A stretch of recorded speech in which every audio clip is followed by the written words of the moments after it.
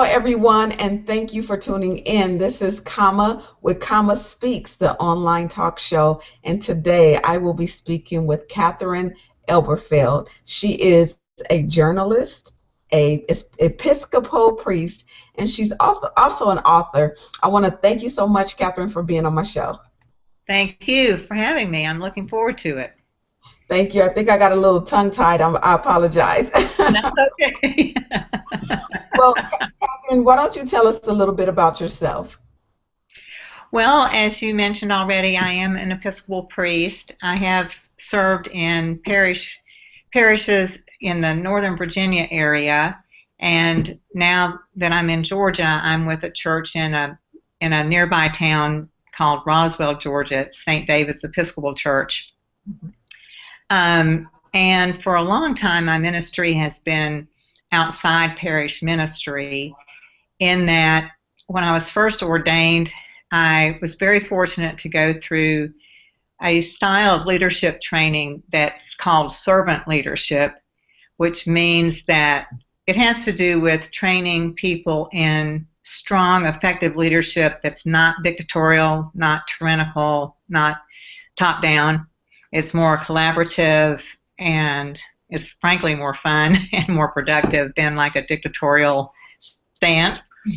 And that just really lit me on fire. I went through that training lickety-split, whereas most normal people would go through a phase and wait a while and go through another phase, but I just kept at it. And I became sort of the poster child for that kind of leading and serving.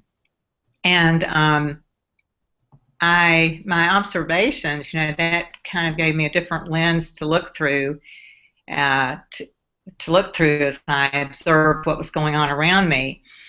And my experience was that a lot of leadership that I saw happening in the church, whether it was lay people or the clergy, was not following that model. It had a lot to do with garnering power and control and getting one's own needs met, like if you have a need to feel special or a need to feel important, getting those met rather than the work of the parish, the work of the Spirit.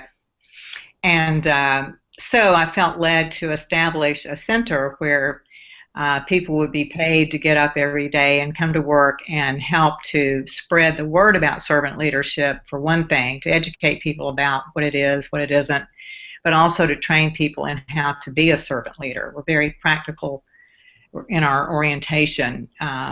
We're kind of over talking about it and want to equip people who are interested in this way of living and being. We want to equip them with the skills that they can put to use and make it happen in their own lives. And the organization is a nonprofit. It's called the Gabriel Center for Servant Leadership, and I established it in Virginia in 1988. So we've just passed our 16th anniversary, and it's been a great ministry. I have just absolutely loved it, and we have been able to reach out to a lot of people and help them on their journey. Just a little over a year ago, my older son, Mark, became the president of the Gabriel Center, for which I'm giving thanks every day. And so I'm out from under the heavy responsibilities, making sure that the nonprofit is okay and that this is happening and that is happening. Oh. So now I'm able to circle back to focus more on my writing. I've been writing since I was 5. The first publication, if you want to call it that, was when I was in the first grade. My mother helped me, and we took a few short stories that I had written in a spiral notebook and pencil, and somebody typed them up, either my mom or my dad, and then Mother helped me combine them into a little book that was bound in green construction paper. And you may be too young to remember tempera paint, but we used to paint in tempera paint a lot when we were that age. And in red tempera paint, it says "Made Up Stories" with a hyphen, "Made hyphen up stories." probably by Katie Folkley, and Little Red Bow, and I gave those to several of my friends for their Christmas gifts. And even as an adult, particularly one of my friends' mothers would refer to those short stories that I had given her daughter when we were in the first grade. And and my first career was in journalism, as you mentioned, and then I've also written quite a bit of fiction. When some years ago, I wrote a novel which is called The Lady of the House, and it was published by Fithian Press, which is out your way. It's in McKinley, California. Okay. Or McKinleyville. Is there a McKinley or McKinleyville, California? Fithian Press. They published it in the spring of 2013. Mm-hmm. And it is about a woman who you learn is, in the first sentence, you learn that she was suddenly widowed, and she was 52, and that jolt in her life gave her an opportunity to start reflecting on how she came to be the woman she is. She is suffering deeply from regret over decisions that she's made in her life. So she takes this opportunity to try to figure out why she made those decisions in the first place, and why did she become the person that she was. And so the book doesn't go in chronological order. She just allows her memories to surface whenever they want to, and she just trusts that she will find the common theme or the thread that goes through all of them, and with the hope and the trust that she will eventually see the pattern and see what it was. So it's a psychological journey. It's a spiritual journey. I think a lot of us have those kinds of times in our lives when we're just jolted out of our regular existence, and we take time to say, okay, so how did I get here, and where can I go, how can I go forward? And there's some mystery in it, because you don't know where she's gonna end up, and there's nostalgia in it, there's a romance in it. And I was very thrilled to find Fithian Press a couple of years ago and to have it appear on their list. Also, some time ago, I wrote a collection of short stories, mm-hmm. and Fithian is going to publish those in the spring of 2015 under the title Make Yourselves at Home and Other Stories.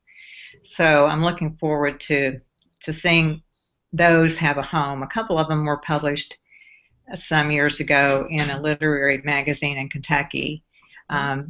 So it'll be fun to see them resurface, and then to have their companion stories along with them.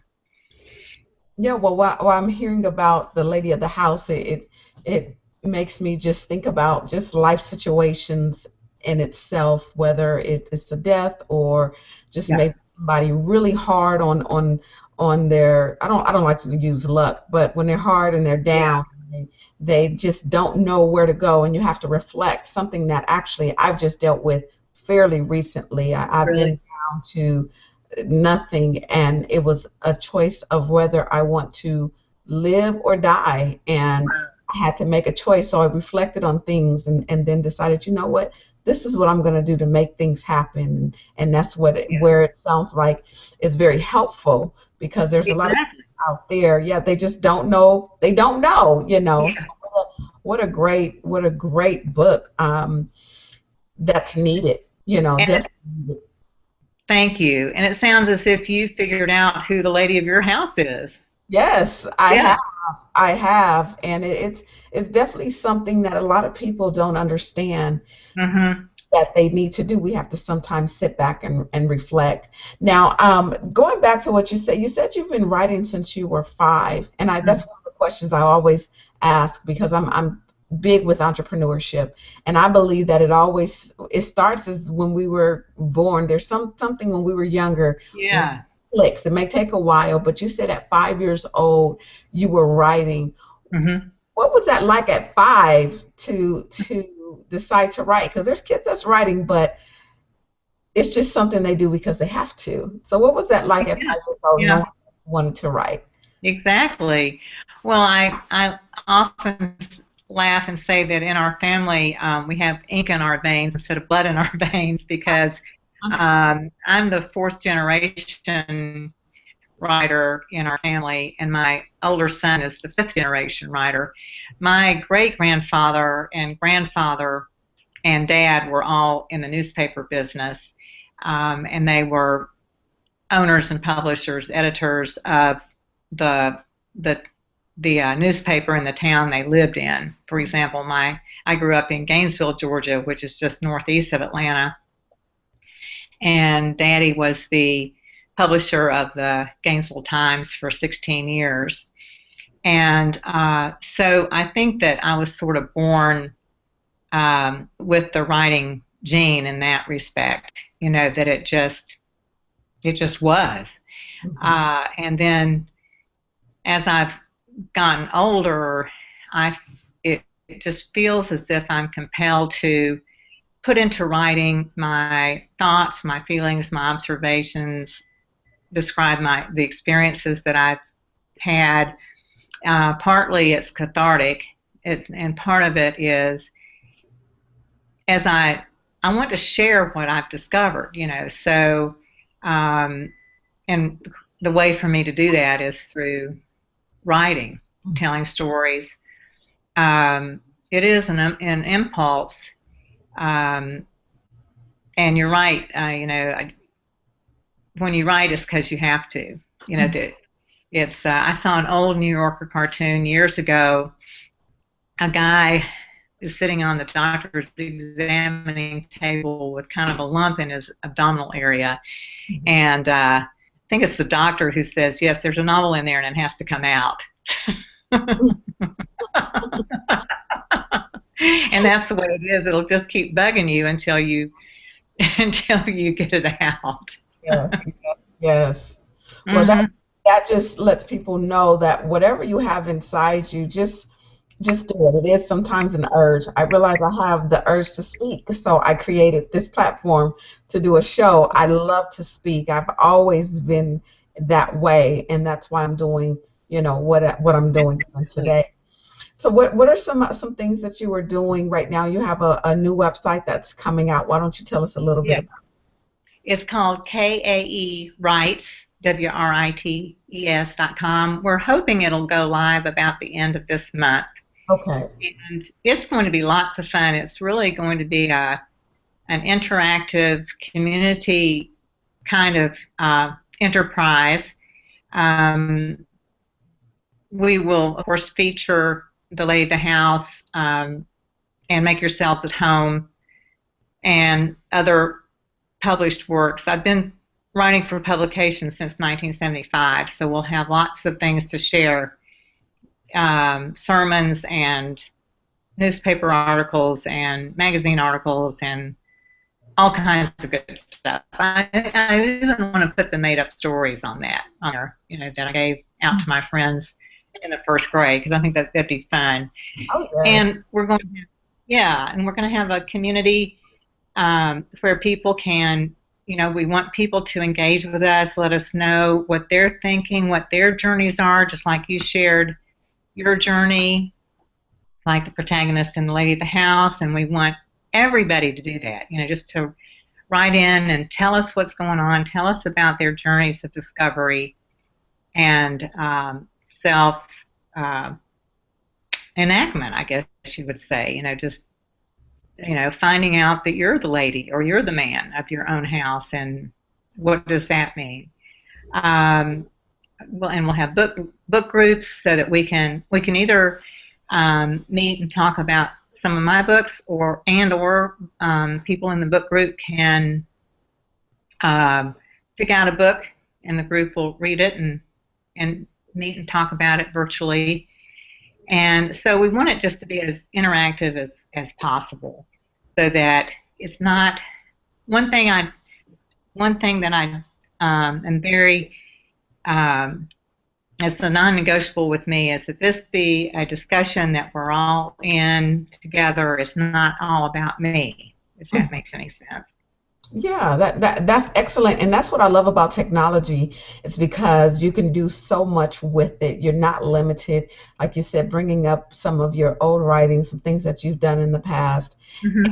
share it with the world. You don't have to stay within your city and then try to branch out to your state, to the country, Yeah, to the world. I mean, you can do so much and be able to reach out to so many people. And I love the interactive part because that's what keeps people engaged. exactly. We're blogging, we're on Facebook, we're doing, all types of things, but to be able to go to a website where things are interactive and you can meet people of like kind, it makes life so much easier, Yeah, to be able to balance and be able to, keep focus, which is, I think, exactly. it's going to be great. It's going to be great. And Okay.